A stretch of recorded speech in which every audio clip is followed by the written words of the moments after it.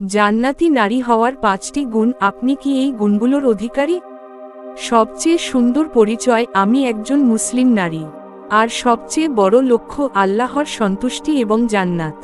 আজ চলুন জেনে নেই সেই 5টি গুণ যা একজন নারীর জান্নাত নিশ্চিত করতে পারে। 1. ঈমানদার ও আল্লাহভীরু হওয়া। নিশ্চয়ই সেই নারীরা জান্নাতি যারা আল্লাহকে ভয় করে, নামাজ আদায় করে, হারাম থেকে দূরে থাকে। 2. 5 ওয়াক্ত নামাজ আদায় করা। যে নারী নিয়মিত 5 ওয়াক্ত নামাজ পড়ে, তার জন্য জান্নাত নিশ্চিত করা হয়। 3. স্বামীর অধিকার আদায় ও বিনয়ী আচরণ। যে স্ত্রী তার স্বামীর সন্তুষ্টি রক্ষা করে, আল্লাহ তার প্রতি সন্তুষ্ট থাকেন। 4. পর্দা পালন করা ও লজ্জাশীলতা বজায় রাখা। লজ্জা ঈমানের অঙ্গ। একজন লজ্জাশীলা নারী জান্নাতের পথে থাকে। 5. কৃতজ্ঞ ও ধৈর্যশীল হওয়া।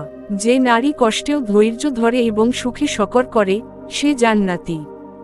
শেষ কথা, প্রিয় বোন, জান্নাত একদিনেই পাওয়া যায় না, কিন্তু প্রতিদিন ছোট ছোট কাজ করে আমরা জান্নাতকে কাছে টানতে পারি। আল্লাহ আমাদের সবাইকে সেই জান্নাতি নারীদের দলে অন্তর্ভুক্ত করুন। আমিন।